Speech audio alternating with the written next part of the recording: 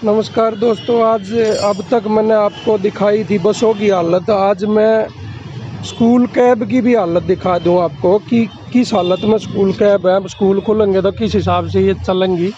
ये school cab ही है और दिखाने की कोशिश करता हूँ।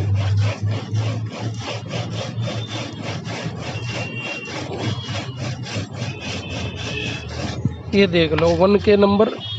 ऐसी हालत गाड़ियों की हो रखी है, शीशा तोड़ रखा है, पूरी तरह से गाड़ियाँ बर्बाद हुई खड़ी है। ऐसे में इनको एक्सटेंशन नहीं मिला तो ये कैसे गाड़ियाँ चल पाएंगी।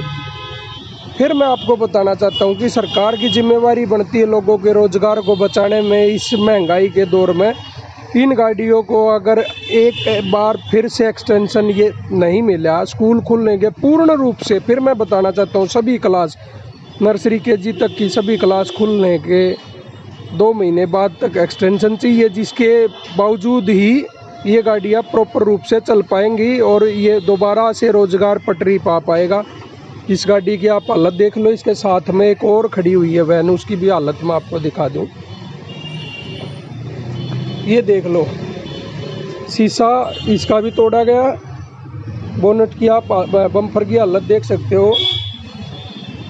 अब आप बताना इनके ऊपर कितना खर्चा है।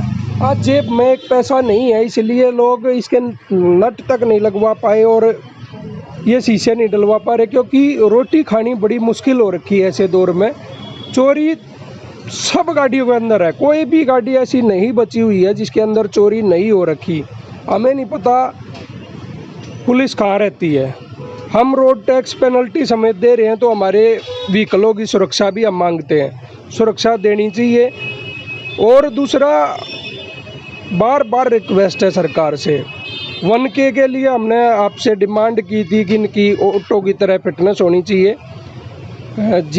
GPS सिम जो ऑटो को फ्री मिलती है वो हमें भी मिलना चाहिए। फिटनेस फीस जो लगती है वो हमारी भी माफ़ होनी चाहिए, क्योंकि बहुत ही छोटी गाड़ी, सबसे कम कमाने वाला सेगमेंट है ये, बहुत ही कम पैसे कमाता। और मार्च 2020 से तो बेचारे धूल ही चाट रहे हैं, कोई चलने की अभी इनकी उम्मीद भी नहीं। और अब मैंने कुछ भाइयों से बात भी की तो उनके अंदर एक ही डर है, अभी इन गाड़ियों के ऊपर पैसे लगा लें, कल को ये चल पाएंगी या नहीं चल पाएंगी। क्योंकि मनीष सिसोदिया जी से जब वो स्कूल खोलने की घोषणा कर रहे थे तो उनसे जब सवाल पूछा गया कि जी आप स्कूल अगर कोरोना के केस बढ़े तो क्या फिर से बंद कर दोगे, तो उनका जवाब था हाँ जी बिल्कुल बंद कर देंगे।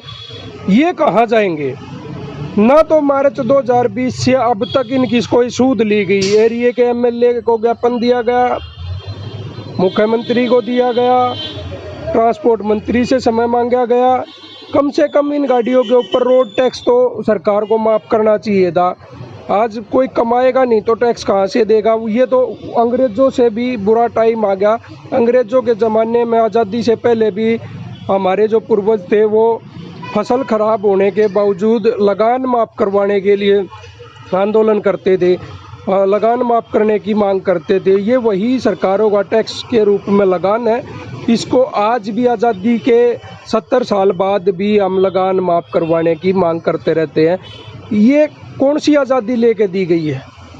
क्या मतलब रह जाता आज़ादी का अगर आज भी जो रोज़गार की मदद करनी चाहिए सरकार उसके ऊपर पेनल्टी समेत टैक्स लेती है, तो कौन सी आज़ादी है ये? क्या वाकई में जनता आज़ाद हुई है या नेताओं को देश में आज़ादी मिली है? ये चीज़ें हमें सोचनी पड़ेंगी। फिर सरकार से रिक्वेस्ट करते हैं, रोज़गार बचाना आपकी जिम्मेवारी है। इस रोज़गार को बचाना चाहते हो, लाखों लोग इस रोज़गार से जुड़े हुए हैं।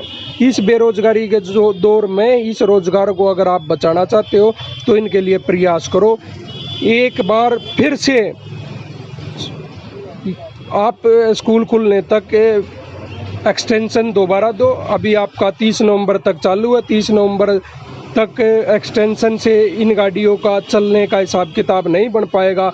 अगर ये पहले ही कर्ज ले रखा गाड़ियों के ऊपर, ऐसे में दोबारा कर्ज लेते हैं तो कर्ज के चक्रव्यूह में फंस जाएंगे, फिर रोज़गार का कोई मतलब नहीं रह जाता। इसीलिए मैं कहता हूँ स्कूल खुलने के 2 महीने बाद तक अगर इनको एक्सटेंशन मिलेगा तो रोज़गार बचेगा।